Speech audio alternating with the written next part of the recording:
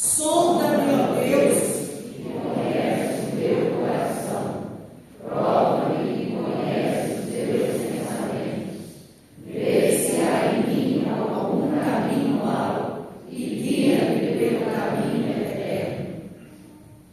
Família é um projeto de Deus, você crê nisso? A minha família é um projeto que nasceu no coração de Deus. A sua família é um projeto que nasceu no coração de Deus. No meio familiar, quando nós estamos lá com a nossa família, o meio familiar é um lugar onde a gente compartilha experiências. O meio familiar é um local onde a gente é a gente mesmo.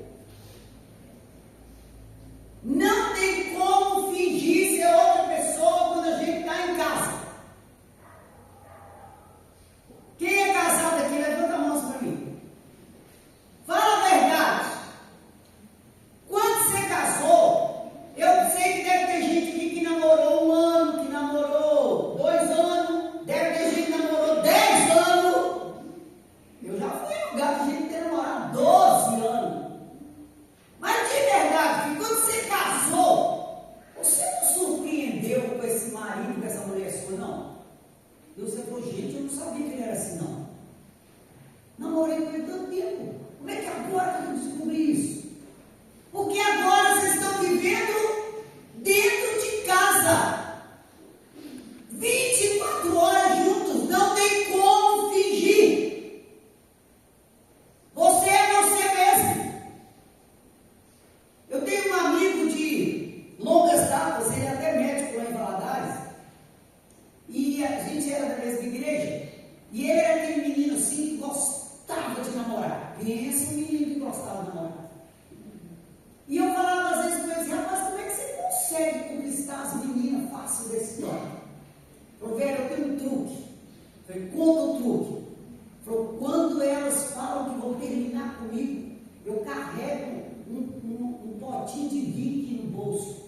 Aí eu despistadamente passo um Vick pertinho do olho e choro. E eu choro, Veranice. Falei, mentira que você faz um trem desse. Aí agora ele já é um senhor, que é pouco mais novo que eu, casado. Então um dia eu brinquei com ele, encontrei com ele e falei, rapaz, você continua passando Vick? Ele falou, agora não está mais não vendo. Agora não tem jeito mais. Eu sou o que eu sou. Dentro de casa é esse lugar onde a gente expressa os sentimentos, onde a gente não tem como fugir. E eu acho interessante no Salmo 139, e eu gosto do Salmo 139 demais, porque o Salmo vai dizer que não tem como você se esconder de Deus. Não tem como. O salmista vai dizer que você pode tomar as asas da alvorada, você pode sumir, você pode ir lá no mais profundo abismo, você pode fazer o que você quiser. Deus vai estar lá. Deus vai estar lá. Isso me faz lembrar que dentro da nossa casa não tem como a gente fingir quem a gente é. Os nossos filhos, nosso marido, nossa esposa sabe quem a gente é. Família é um lugar onde nós expressamos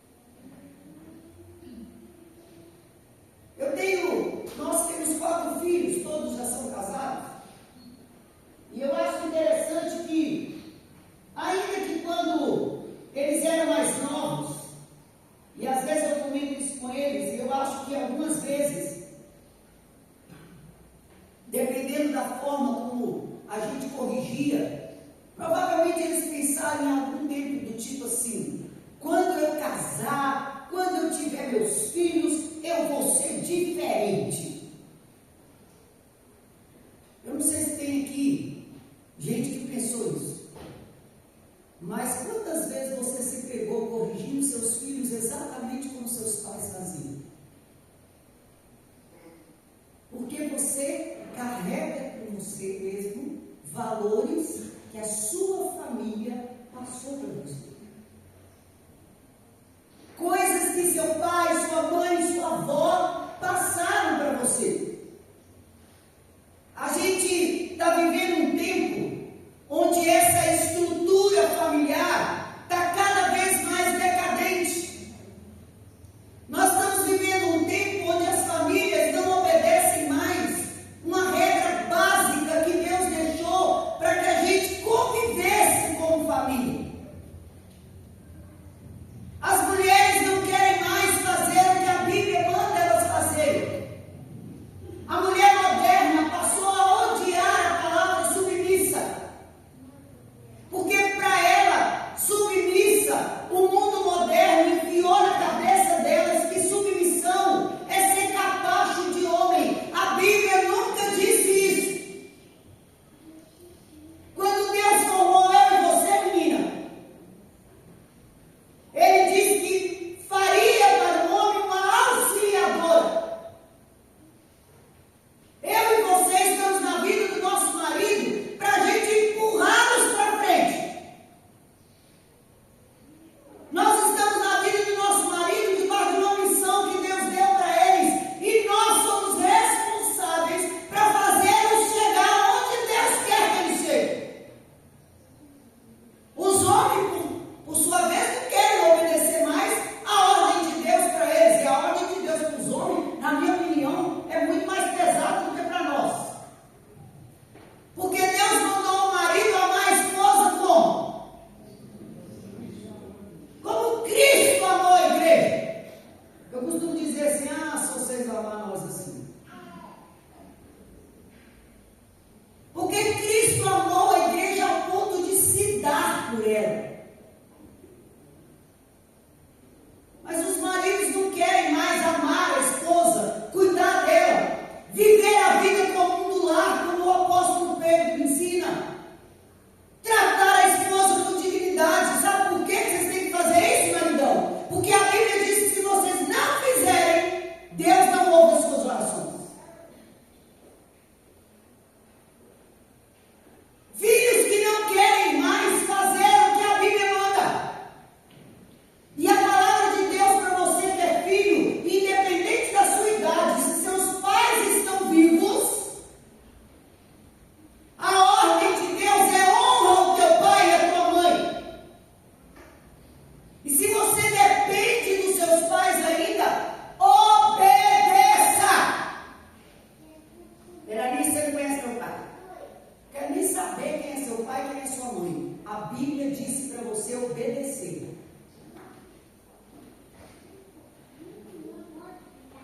Os pais não querem, por sua vez, fazer o que a Bíblia manda para os filhos. E a ordem de Deus para os pais aos filhos é: não provoque a ira do menino. Como é que você provoca a ira no seu filho? Vou dar um exemplo bem simples. Os meninos estão assim meio espalhados da igreja, não estava dando para eu identificar. Mas eu descobri, eu trabalho em salão há quase 27 anos, porque eu sou esteticista. E eu descobri uma coisa que eu não sabia, que cabelo masculino tem moda. Eu não sabia, gente. E como eu trabalho em salão, eu vou vendo moda. E a moda agora é assim, bem baixinho aqui, até o Leandro agora está usando essa moda. Hoje não está muito, não, porque está quase saindo de cortar o cabelo. Mas bem baixinho assim, e aquele mais cheinho aqui em cima. E os meninos novinhos, faz 2 risquinhos assim, ou a moda não chegou aqui. Ou então manda fazer aquele símbolozinho do flash, assim na cabeça, e alguns ainda acompanham o risquinho na sobrancelha. Chegou aqui também? E eu vejo lá onde eu trabalho, pais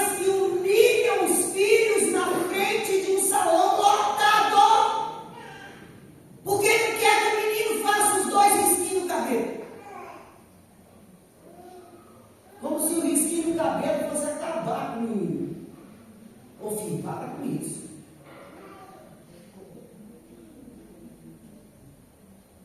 Para de ficar provocando o menino. Eu fico imaginando aquela criança quando sai ali do salão, ela sai envergonhada, humilhada. Não queria que fizesse, conversasse em casa. Mas não assim, em público, na frente dos outros.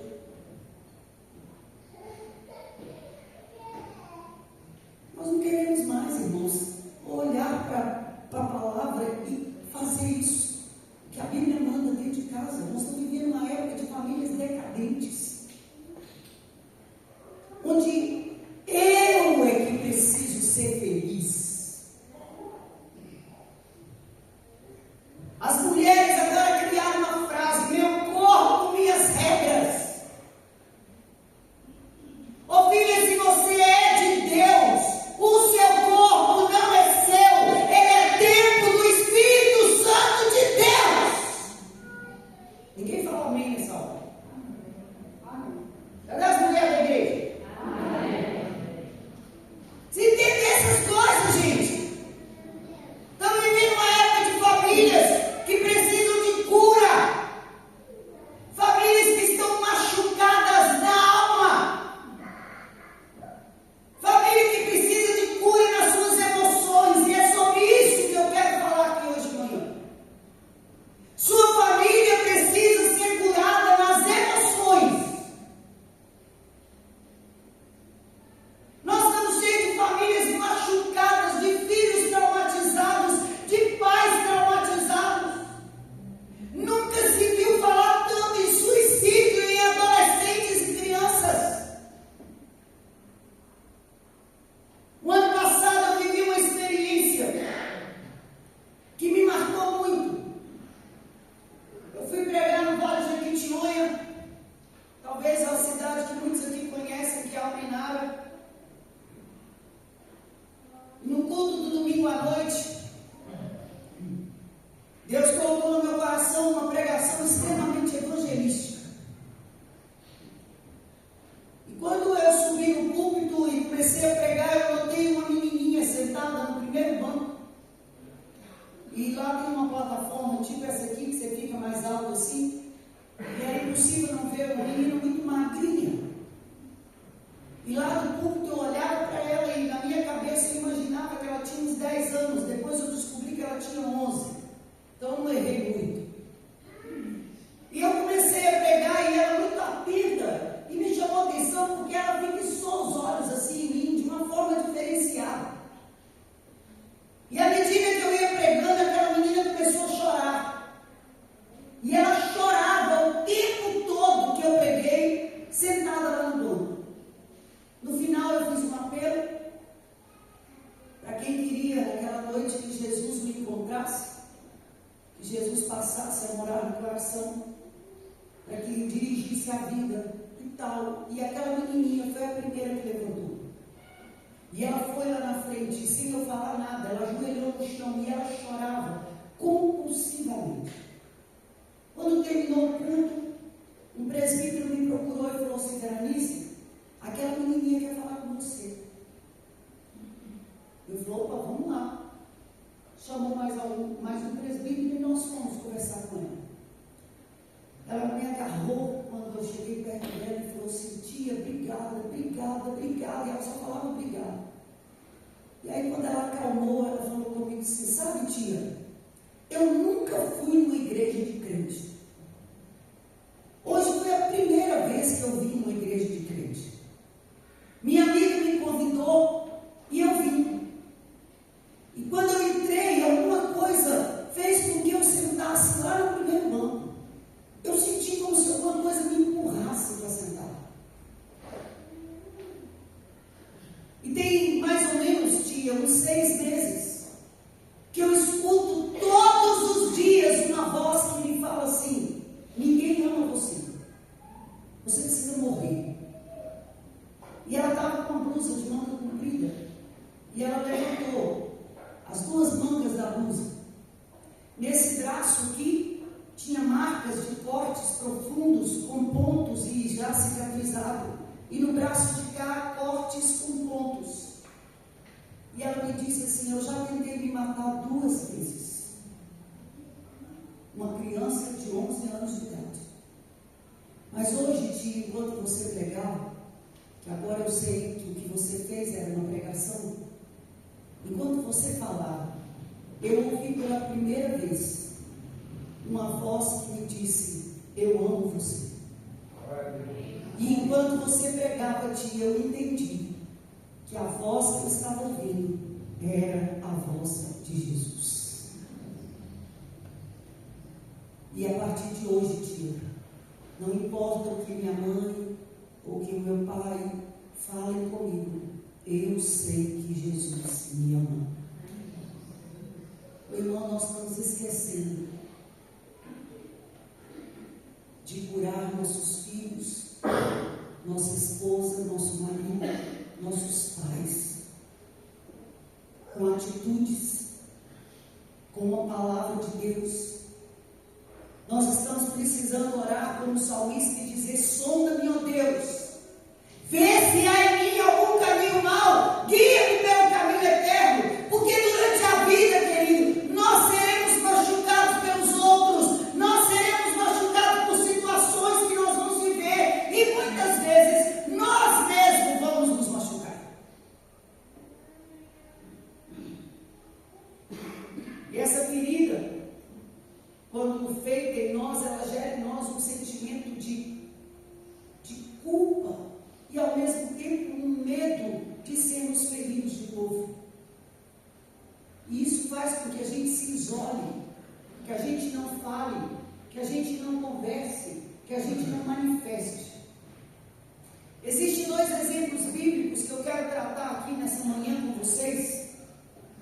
E para isso eu quero que você abra sua Bíblia comigo em Juízes, no capítulo 11, versículo de 1 a 3. Eu vou ler e você vai acompanhar aí na sua Bíblia. Juízes, capítulo 11, versículo de 1 a 3. Eu vou dar 2 exemplos e vamos trabalhar em cima daqui desses 2 exemplos para você compreender o que pode causar uma ferida numa casa, numa família. E como que atitude diferente pode nos fazer ser curados. Diz o texto: era então Jefité, o gileadita, homem valente, porém filho de uma prostituta. Gileade gerara a Jefité. Também a mulher de Gileade lhe deu filhos, os quais, quando já grandes, expulsaram Jefité e lhe disseram: não herdarás em casa de nosso pai, porque és filho de outra mulher. Então Jefité fugiu da presença de seus irmãos e habitou na terra de Tobi, e homens levianos se ajuntaram com ele e com ele saíram. Jefité era considerado um filho bastardo. Só para te contar a história toda, para você entender o contexto que a gente está lendo aqui. Ele era, pelos irmãos, desprezado. Era o filho de outra mulher, de um caso que o pai tinha tido. Mas Jefité tinha uma qualidade: ele era um excelente guerreiro. Mas chega um tempo que os irmãos dele dizem: olha, você pode ir embora daqui. Como se eles tivessem dito assim: meu pai já está velho, se ele morrer, você não vai herdar nada. Some da nossa frente. E Jefité foi embora. E quando a pessoa está ferida, está magoada, ela tem 2 caminhos que ela pode tomar. Ou ela toma um caminho de provar para as pessoas que ela não é nada daquilo, ou ela vai piorar a situação dela. E a princípio, Jefité piora a situação, porque diz o texto que ele chega em outra cidade e ele se junta com homens levianos. Faz igual o filho pródigo. Se mistura com quem não deve. Só que passa um tempo e começa uma guerra lá na terra dos irmãos de Jefité. E eles se lembram que eles têm um irmão que é guerreiro. E eles mandam chamar Jefité. E sabe, querido, quando você vê a possibilidade de cura, muitas vezes você corre o risco de fazer o que Jefté fez. Prometer de forma precipitada. Jefté ficou tão feliz quando recebeu o recado dos irmãos dele, que ele fez um voto ao Senhor. E ele disse assim: Senhor, se eu for para a batalha e ganhar, quando eu voltar para casa, a primeira pessoa que vier ao meu encontro, eu vou sacrificar o Senhor. Jefté pensou de verdade que quem ia vir ao encontro dele, que era normal, seria um escravo, um servo da casa dele. Porque era normal, quando o Senhor chegava, ele ia receber. Jefté vai para a batalha, vence a batalha, volta feliz para casa, e quando ele chega em casa, a primeira pessoa que vem encontrar com ele é a sua única filha. A Bíblia diz que Jefté chora, lamenta, conta para a menina o voto que ele fez precipitado, o voto que ele fez pensando que podia provar para os seus irmãos ao contrário. E a menina diz assim: pai, deixa eu ir chorar com minhas amigas, que eu não vou casar. Naquele tempo não casava e era um negócio sério. Deixa eu ir lá, passar 2 meses com elas. E o pai permite. A Bíblia diz que Jefté cumpriu o voto que fez ao Senhor. Querido, me permita imaginar, porque a Bíblia diz que Jefté ajudou Israel por 6 anos apenas. Na minha cabeça, Jefté viveu com um remorso de ter trocado a felicidade por sucesso. Nós estamos cheios de lares que estão trocando a felicidade por um minutinho de sucesso. E eu não estou falando de lares fora da igreja, eu estou falando dentro da igreja. Famílias que vivem como se estivessem no campo de batalha, como eu disse aqui ontem à noite. E quando chega aqui na igreja, você olha e acha que é a família perfeita. Não existe família perfeita. Todos nós temos problemas. Jefté foi um personagem trágico na Bíblia. Eu posso imaginar a dor desse homem, a dor que ele causou no coração da sua esposa. Eu admiro a filha dele, que não pensou 2 vezes para obedecer ao pai. E você pode dizer assim: mas por que Deus deixou? Porque não foi Deus que fez a promessa. A promessa foi feita pelo homem. Quando Deus pediu Isaac, ele não deixou. Vocês estão lembrados disso? Quando Deus pediu Isaac a Abraão, ele não deixou o sacrifício acontecer. Mas aqui não foi Deus que prometeu, foi Jefté. Nós temos famílias dentro da igreja, irmãos, que estão sofrendo porque no tempo da angústia prometeu de forma precipitada alguma coisa para Deus e nunca cumpriu. Que quando alguém da família estava lá no hospital, ruim, morrendo, ele fez promessas que nunca cumpriu diante de Deus.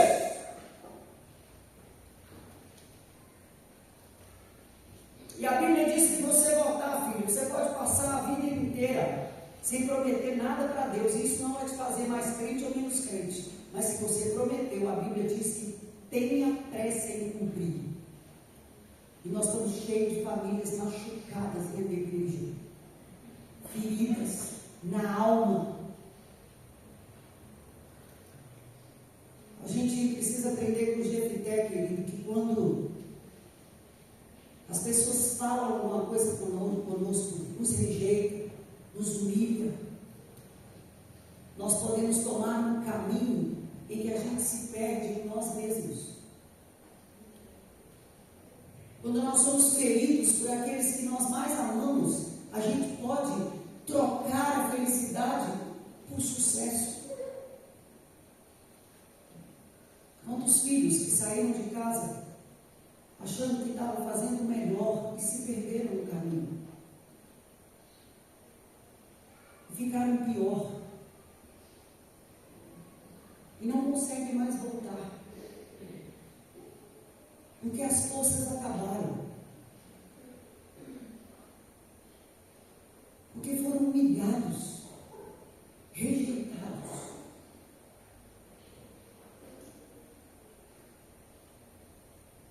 Nossas famílias precisam acordar, irmãos. Porque senão nós vamos cometer os mesmos erros que Jefté cometeu. Mas há um outro. E nesse eu quero demorar um pouco mais, porque para mim esse é o resultado da cura. Há um outro personagem bíblico que também foi rejeitado pela família, que é Davi. Olha comigo em 1 Samuel capítulo 16, versículo 10 e 11.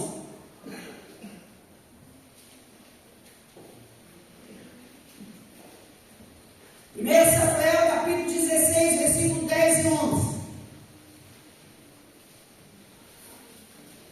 Diz assim o texto: assim fez passar Jessé os seus 7 filhos diante de Samuel. Porém Samuel disse a Jessé: o Senhor não escolheu estes. Perguntou Samuel a Jessé: acabaram-se os teus filhos? E ele respondeu: ainda falta um mais moço, que está apacentando as ovelhas. Disse, pois, Samuel a Jessé: manda chamá-lo, pois não nos assentaremos à mesa sem que ele venha. Samuel marca um almoço na casa de Jessé. E o objetivo do almoço é ungir o próximo rei de Israel. Saul havia desagradado a Deus, Deus tirou dele o reino, disse que ele não, sua descendência não reinaria mais sobre Israel. E Deus manda que Samuel vai até a casa de Jessé para ungir o próximo rei. Você conhece essa história? Você sabe que eles estão lá e os filhos vão passando e Samuel olha o primeiro rapaz, que era um guerreiro, fazia parte do exército de Saul, e ele fala: poxa, esse aí deve ser um cara forte, bonito. E Deus fala: nesse não. Eu não olho a aparência, eu olho o coração. E passa os 7 meninos. E Deus fala: não é. E o povo está esperando para comer. Aí ele fala assim: só tem esses aqui? E olha para você ver, querido, Davi nem tinha sido convidado para o almoço. E ele diz: não, tem mais um aí, que fica lá cuidando das ovelhas. Manda chamar. Eu não sei a que distância Davi estava, mas ninguém comeu enquanto ele chegou.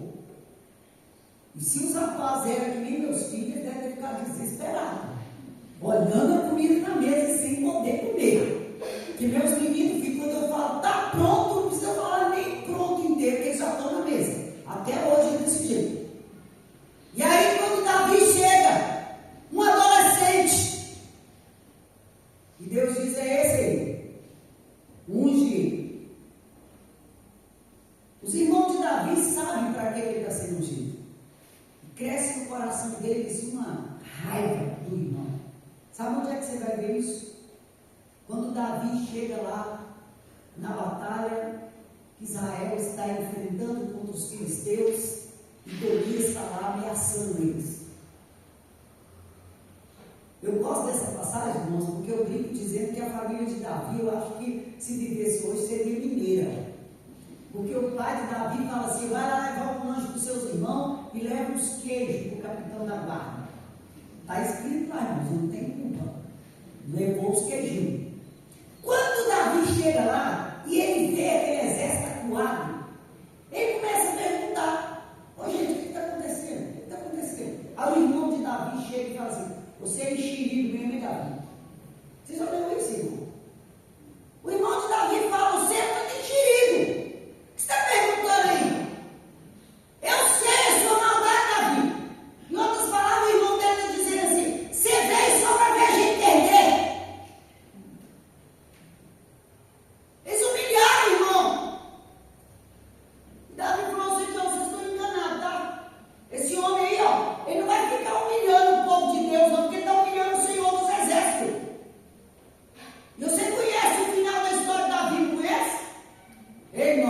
Eu queria estar lá para ver. Eu queria. Eu fico imaginando Davi quando botaram a armadura do Saul nele. Nunca tinha usado um trem daquele. Você já assistiu o filme Robocop? Eu imagino Davi como Robocop. Hoje ele não vai carregar isso não. Tira esse trem de cima de mim. Eu vou lá para enfrentar ele em nome do Senhor dos Exércitos. Ô irmão, aqui para nós. Se você estivesse lá e visse um menino que talvez tinha cerca dos seus 15, 16 anos, escolhesse o pé de mim no rio e uma funda na mão, eu não sei como é que chama aqui, que chama estilingue. É como se fosse um estilingue, só que em vez de fazer assim, ela era rodando. De verdade, você ia ser igual os irmãos deles, não? Você vai no pó. Um homem tem 3 metros, gente. O sujeito tem uma lança que a ponta dele pesa 7,5 kg. Esse menino está doido. Ô irmãos, eu fico imaginando quando Davi começou a rodar aquela funda assim, ó.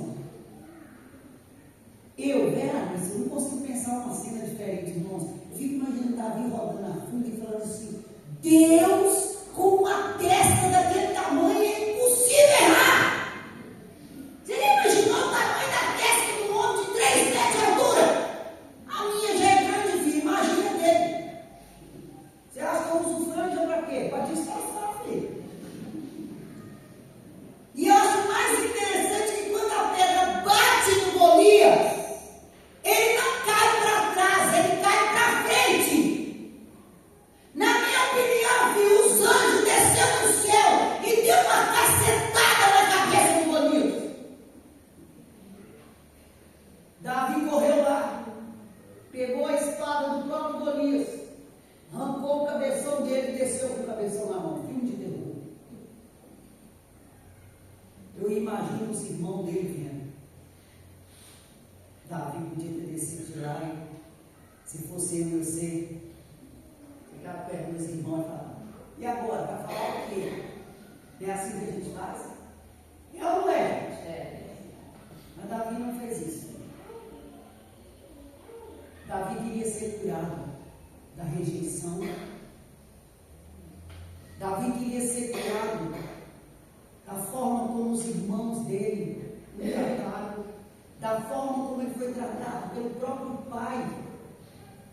E eu aprendo isso em alguns textos que Davi escreveu. E hoje de manhã, querido, em nome de Jesus, eu quero que você aprenda com Davi, para que você saia daqui com o coração curado e a sua família possa ser uma família segundo o coração de Deus. Amém, gente? Amém. Olha comigo, Salmo 139, versículo 14 a 16, Davi vai dizer assim: graças te dou, visto que por modo assombrosamente maravilhoso me formaste. As tuas obras são admiráveis e a minha alma o sabe muito bem. Os meus ossos não te foram encobertos quando no oculto fui formado e entretecido como nas profundezas da terra. Os teus olhos me viram a substância ainda informe, e no teu livro foram escritos todos os meus dias, cada um deles escrito e determinado, quando nenhum deles havia ainda. Sabe por que Davi foi curado na sua alma? Porque Davi entendeu que tinha sido desejado por Deus. Ô irmãos, quando eu leio esse texto, que diz que Deus formou eu e você de forma assombrosamente maravilhosa. Você pode perguntar para qualquer médico, você pode perguntar para qualquer pessoa que entende alguma coisa de genética. É algo sobrenatural, inexplicável.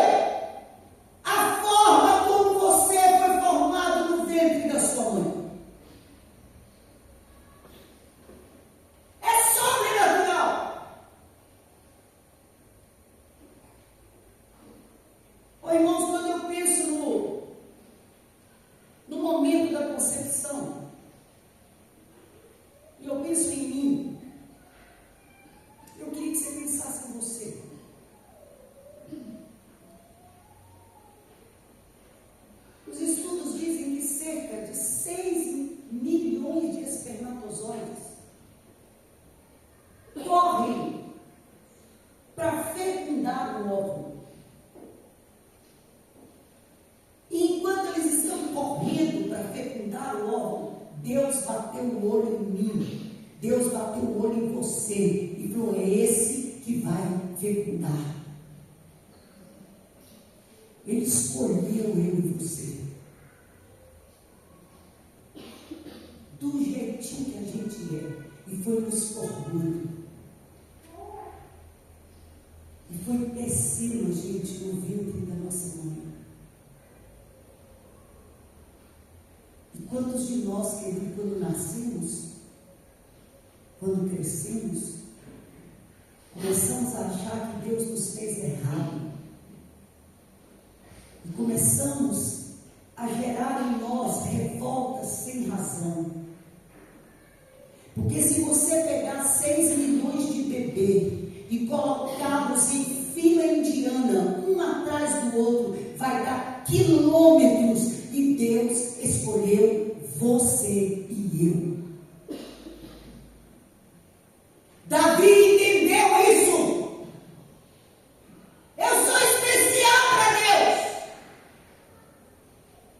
Ô irmãos, eu estou falando de algo que eu vivi na minha vida.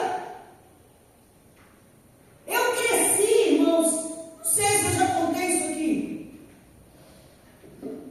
Eu cresci com um complexo.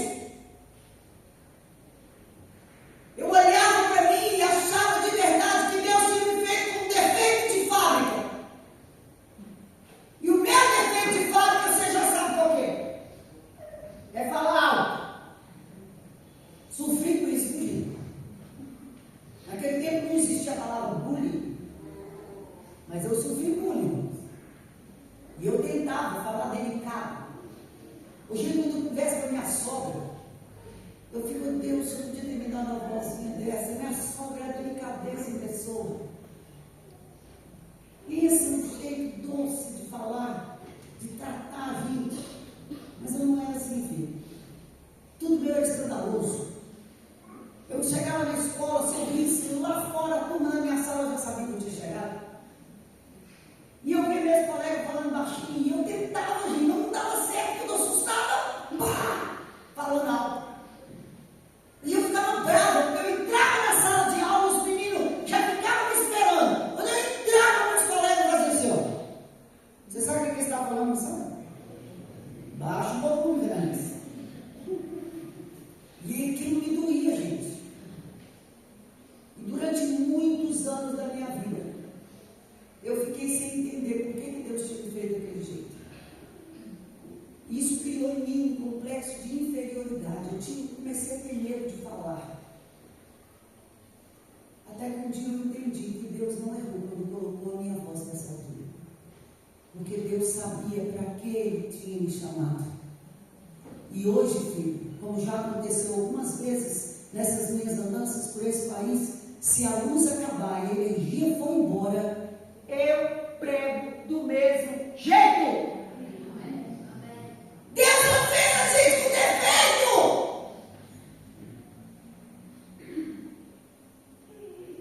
Até as pessoas que nascem com deficiência física, Deus os fez para mostrar para nós que eles são capazes de superar. Davi entendeu isso. Davi entendeu que ele não era qualquer pessoa. Ele tinha sido desejado por Deus. Mais do que desejado pelos pais, ele tinha sido desejado por Deus. Mas eu aprendo uma outra coisa com Davi. Abre sua Bíblia comigo em Salmo, capítulo 8. Nós estamos na escola dominical. Versículo 3 a 5. Salmo capítulo 8, versículo 3 a 5. Diz assim o Salmo: quando contemplo os teus céus, obra dos teus dedos, e a lua e as estrelas que estabeleceste, que é o homem que dele te lembres, e o filho do homem que o visites? Fizeste-o, no entanto, por um pouco menor do que Deus, e de glória e de honra o coroaste. Davi entendeu que ele tinha sido criado por Deus como um ser único e especial. Eu gosto do capítulo 1 de Gênesis. Gosto mais.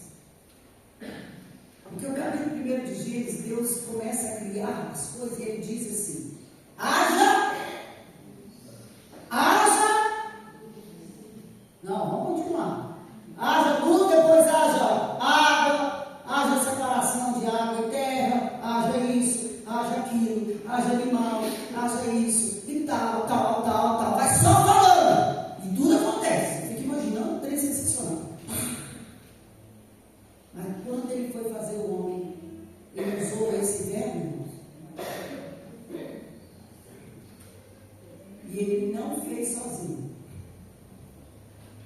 A Trindade estava lá no Éden. Ah, eu não gosto disso.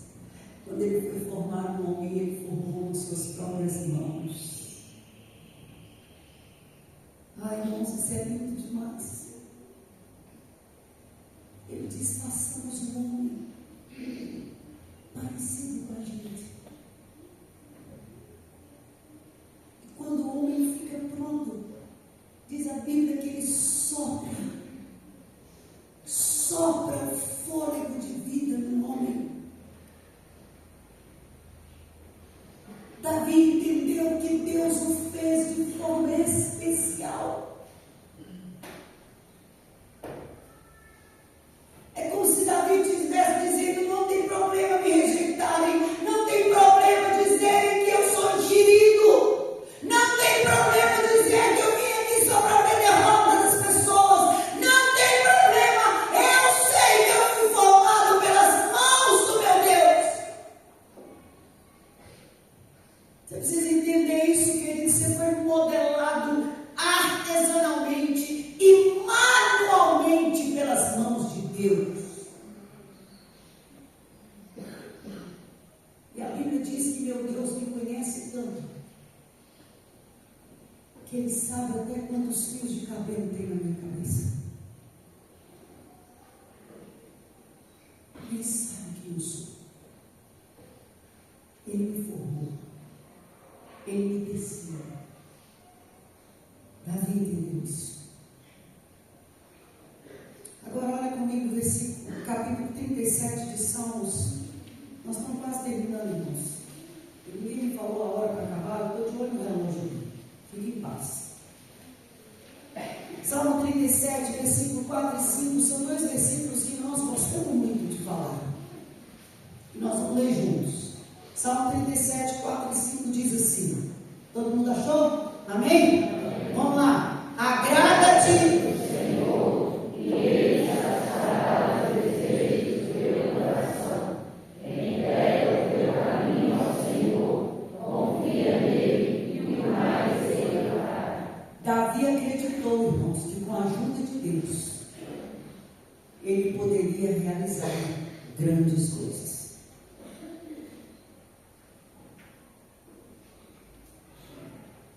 Eu tenho uma cliente, eu trabalho com estética, para quem não sabe, uma menina que era muito pobre.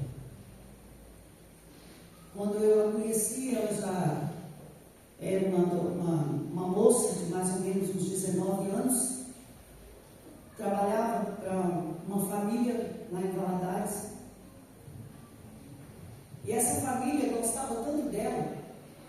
E essa menina era rico de família desde os 14 anos de idade. Ela perdeu o pai, a mãe não tinha condição de trabalhar e ela teve que trabalhar em casa de família desde os 14 anos de idade. E essa família que ela trabalhava para ela gostava demais dela e colocaram e pagaram a faculdade de Direito para ela. E eu a conheci quando ela estava ainda fazendo a faculdade. Quando ela terminou a faculdade, e ela sempre falava comigo: Vera, o que eu mais ouvi das pessoas foi que você não vai dar em nada. Você nunca vai ser ninguém. E ela é uma menina crente, de verdade. Ela falou: sabe, Vera, mas Deus não falou isso para mim. Eu fico imaginando que Davi pensava do mesmo jeito.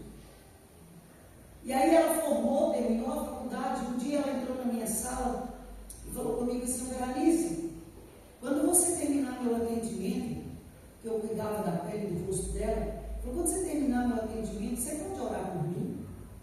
Eu falei: posso. Você quer que eu ore por algum motivo específico? Ela quer. Sabe, Vera, eu estou estudando para fazer um concurso do Tribunal Superior do Trabalho. E as pessoas estão dizendo que eu não vou conseguir, porque eu não tenho dinheiro para pagar um cursinho. Eu estou estudando sozinha, velho. Eu trabalho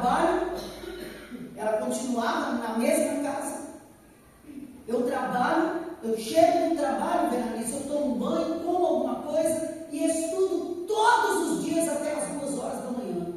Durmo cerca de 4 horas por noite. Levanto, vou para o serviço, volto, estudo. Eu estou fazendo a minha parte, velho. E eu me lembro que eu olhei para ela e falei com ela assim: quantas vagas você precisa? Uai, só uma, só para mim. Eu falei, então, minha filha, vamos orar, porque se a vaga for sua, ninguém te toma. E nós oramos. Passou uns meses, ela fez o concurso e um dia ela entrou na minha sala. Ela era só um sorriso. E eu falei assim: passou no concurso. Ela, melhor que isso, velho. Eu passei em primeiro lugar. Eu vou poder escolher a cidade que eu quero trabalhar. Porque Deus não falou, Veranice, que eu não poderia fazer algo extraordinário. Ô filho, quem dá a última palavra na minha vida e na sua é o Senhor dos Exércitos. Tem cura para você. Davi entendeu isso. Se o Senhor estiver comigo, eu chego lá.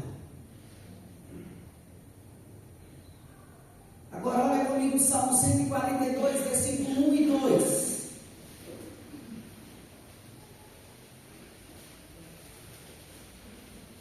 Salmo 142, versículo 1 e 2, vamos ler juntos? Achou todo mundo? Vamos lá? Ao Senhor.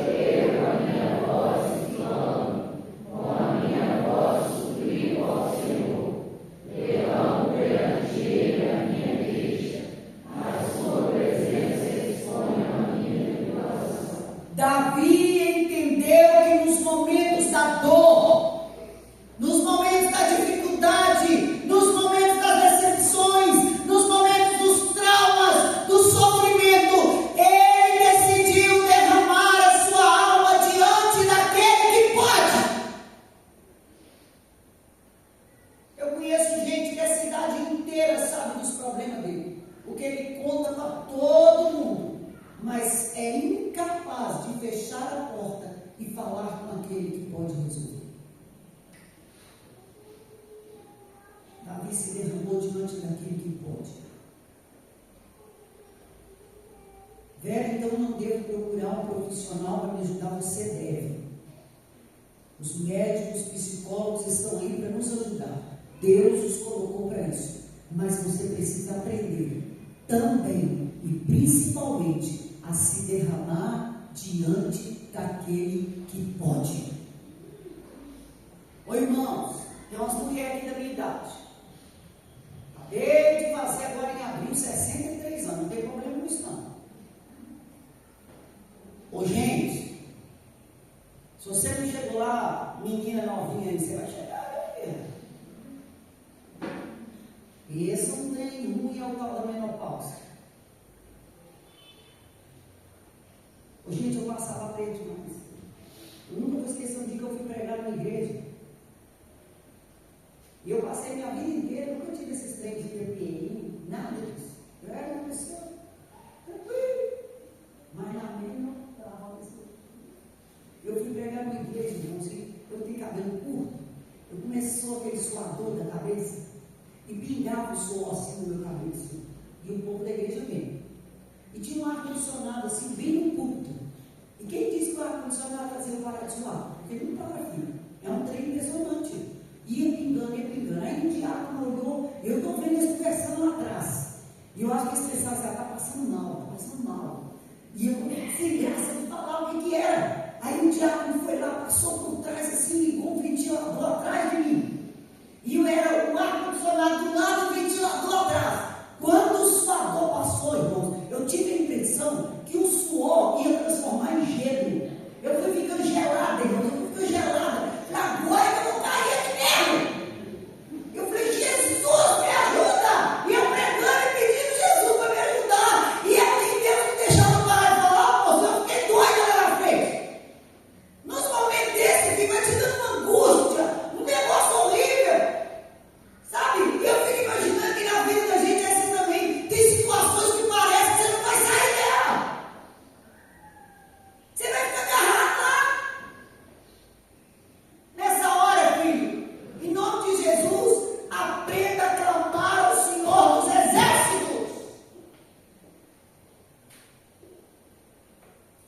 Davi entendeu isso, irmãos. Davi entendeu que o socorro dele não vem de homem, vem de Deus.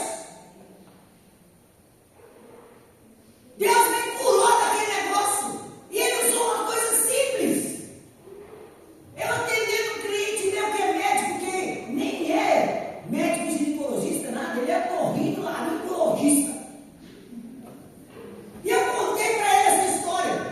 Falei, Rodrigo, meu filho, que ele é mais do que meu cliente, ele é meu amigo. Eu falei, Rodrigo, meu filho, eu estou sofrendo demais. Falei, velho, mas você não precisa sofrer assim não, mãe. Você já pediu a opinião de um outro médico? Eu, rapaz, meu médico, eu não sei se aquele é muito velho. Ele não acredita nesses trem modernos, não. Ele fica mandando tomar uns trem natural. Ele não resolve não, Rodrigo. Ele falou, não, vai lá do médico. Cheguei lá, rapaz, o médico ainda era crente. Deus é bom demais.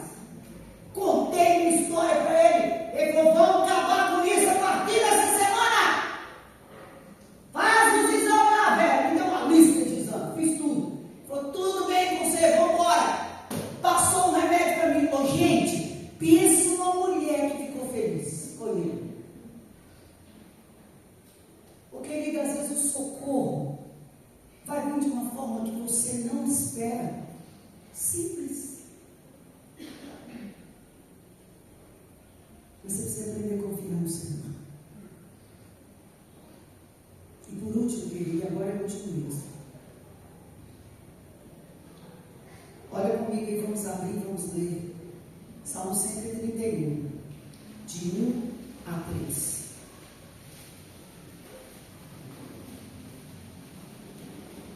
Salmo 131, versículo de 1 a 3.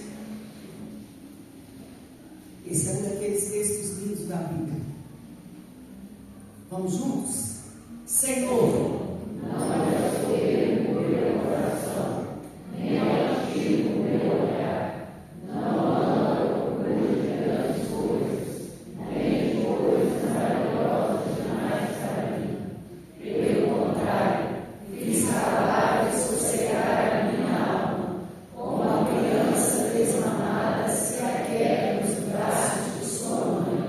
Como essa criança é a minha alma para o rio.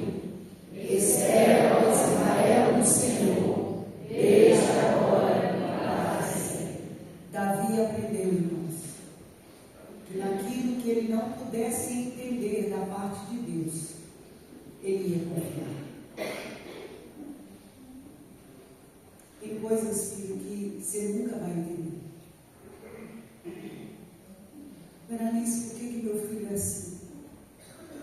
Por que meu marido é assim? Por que meus pais é desse jeito? Muitas vezes você nunca vai ter resposta. Eu gosto de ler Jó, irmãos. Toda vez que eu leio o livro de Jó, tem alguns livros da Bíblia que toda vez que eu leio eu choro. Jó é um deles. Porque durante todo o processo de Jó, Jó questiona Deus. Jó faz perguntas para Deus. Ele espera que Deus as responda. Mas quando chega no final, Deus não responde nenhuma das perguntas de Jó. Pelo contrário, ele faz 60, se eu não me engano, perguntas para Jó. Ele não responde, ele pergunta. Onde você estava, Jó? Quando eu criei o crocodilo e coloquei aquela pele nele e fiz suas escamas. Tem coisa, querido, que você nunca vai ter a resposta da parte de Deus. Tem coisas que nós não vamos entender, irmãos.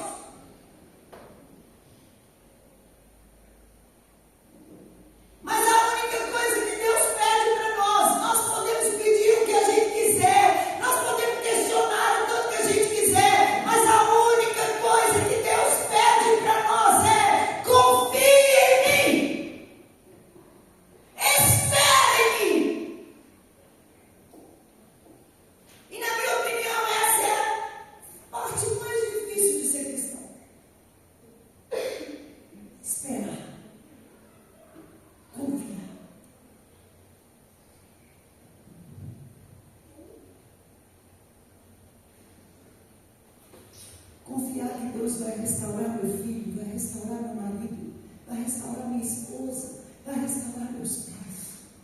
Confiar que Deus vai me curar dessa depressão. Confiar que Deus vai me curar dessa ansiedade. Confiar que Deus vai me curar das minhas inquietações. Que Deus vai me curar dos meus medos. Confiar que Deus vai me curar dos meus sofrimentos, da minha dor na alma. Mesmo sem entender. Davi diz: eu quero descansar no Senhor. Como uma criança desmamada faz no colo da sua mãe. Ele está dizendo: eu quero confiar no Senhor. Minha família está um caco, Senhor, mas eu quero confiar em Ti. Eu não estou entendendo, Senhor, mas eu quero confiar em Ti. Davi decidiu que ainda que ele não entendesse nada, absolutamente nada, ele continuaria confiando naquele que não pode. Por isso que Davi ora no Salmo 139 e diz: sonda-me, Senhor. Sonda-me, Senhor. Conhece os meus pensamentos. O Senhor que me vê aonde eu estiver, sonda-me, Senhor. Vê se há em mim algum caminho que não te agrada. Como a gente falou aqui antes de tomar a ceia. Vê se há em mim algum caminho que não agrada o Senhor. Me tira de lá, Senhor Deus, e me guia pelo caminho eterno. Sua família vai mudar, querido, se você mudar. O nosso defeito é que nós sempre queremos que o outro mude primeiro. Quando na verdade é a gente que precisa mudar. É a gente que precisa melhorar. Eu conheço umas meninas. Você conversa com elas. De vez em quando me dá vontade de falar, mas Deus segura minha língua, porque senão eu falo. Umas meninas que chegam para mim e elas sonham com um príncipe encantado. Mas eu olho para elas andam igualzinha a gata borralheira, esculhambada, esquisita. Me dá vontade de falar: mas minha filha, se você não melhorar, não tem príncipe que vai te ver. Nós somos desse jeito como crente, irmãos. A gente quer que as coisas dêem certo, mas a gente não quer mudar. A gente não quer fazer a nossa parte. Eu não sei o que está te machucando, filho. Eu não sei qual é a ferida da sua família. E talvez você está tomando um caminho de Jefité, se precipitando nas suas promessas para Deus, se precipitando em fazer votos para Deus, prometendo coisas que você nunca vai cumprir, na ânsia de querer provar que você não é o que falaram para você. Você está trocando a sua felicidade por um minuto de sucesso, um minuto de prazer. Você podia hoje de manhã decidir ser como Davi. Ainda que eu não entenda nada, Senhor, e eu não estou entendendo nada. Minha casa está um caos, minha vida está um caos, mas eu confiarei no Senhor. É difícil, irmãos, não é fácil, mas é possível. Entrega o teu caminho ao Senhor. A gente leu isso aqui agora na mesa. Confia nele. E o mais, ele vai. Mas logo em seguida vem uma coisa que eu e você devemos fazer. Agrada-te do Senhor. Agrada-te do Senhor. E Ele, você sabe de qual filho?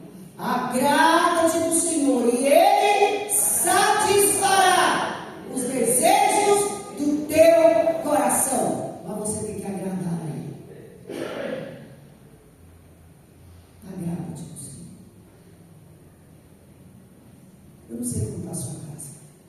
nem sua vida. Eu não sei o que você precisa orar hoje de manhã e pedir: Jesus, cura meus sentimentos, cura minha alma, Senhor. Só você e Deus sabem o tanto que você tem chorado à noite quando ninguém vê. Mas a Bíblia diz, querido, que Deus recolhe suas lágrimas num odre, num vaso. Ele recolhe. Em outras palavras, ele vê. E no tempo dele, do jeito dele, na hora dele, ele vai te responder. Ele não vai me responder porque eu estou questionando. Ele vai me responder porque ele é o meu Deus. Ele é o seu Deus. Vivo. Vivo. A sua Bíblia, a minha Bíblia, está escrito de forma clara. Ele é o mesmo ontem, hoje e eternamente. Ontem, antes do culto, eu estava me mostrando um texto que eu gosto demais, que é um texto de Josué.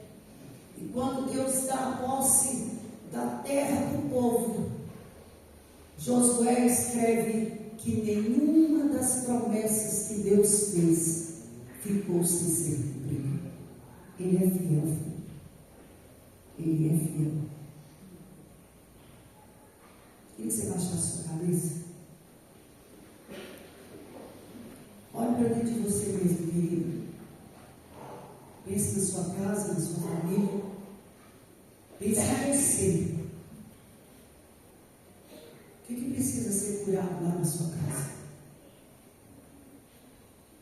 Talvez te decepcionaram, falaram palavras que machucou você profundamente, e você carrega isso há anos. Tudo que você vai fazer, você lembra do que você escutou, e às vezes você escutou quando era criança. Tudo que você vai fazer, vem à sua cabeça frases como: você não vai dar em nada, você não vai ser ninguém. Talvez venha à sua cabeça frases de pessoas que te rejeitaram, que não te amaram como você desejou.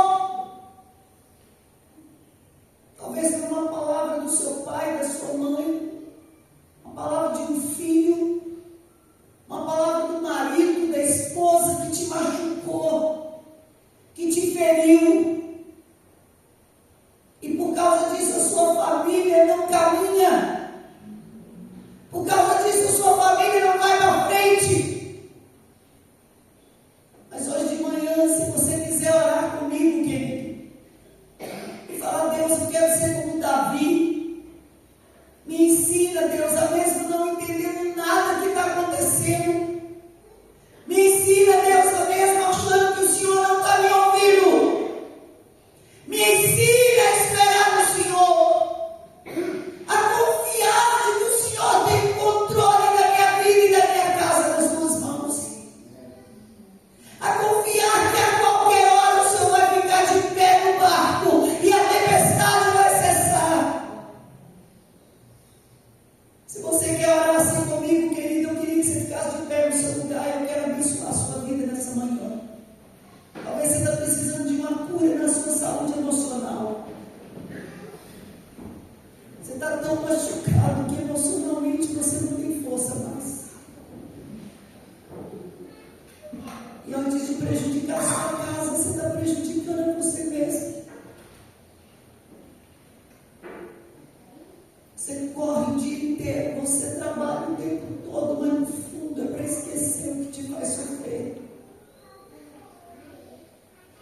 Hoje de manhã o Senhor Jesus, como eu disse ontem aqui, Ele está nesse lugar e Ele pode curar você. Hoje de manhã Ele pode olhar para cima da árvore, como Ele olhou aquele dia para Zaqueu e você hoje, eu quero estar na sua casa. Hoje eu vou entrar na sua vida e vou mudar a sua história. Ó Deus, nós dependemos de Ti. Somos carentes da Tua graça, Jesus. Somos falhos. Muitas vezes duvidamos do que o Senhor pode fazer.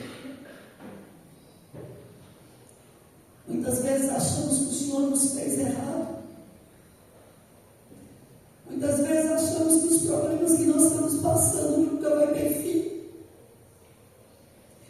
Muitas vezes achamos que o que está acontecendo na nossa família parece que não vai ter um final, Jesus. Não estamos entendendo nada. Mas nessa manhã, Senhor Deus, queremos dizer para o Senhor que, como Davi, nós esperaremos no Senhor. Como Davi, nós confiaremos no Senhor. Porque sabemos que o Senhor nos vê. O Senhor nos conhece. O Senhor nos teceu com as suas mãos. E nós reconhecemos nessa manhã, Deus, que somos especiais para o Senhor. Queremos te dizer, Deus, que mesmo com todas as nossas falhas, a única certeza que nós temos é que nós te amamos, Jesus. Tu és tudo para nós. Nós também queremos dizer, como Pedro, para onde nós iremos, Senhor, se só o Senhor tem palavra de vida eterna. Entra na nossa vida, Jesus, na nossa casa, na nossa família, e faz um milagre, Deus. Cura-nos nas nossas emoções, nos nossos sentimentos.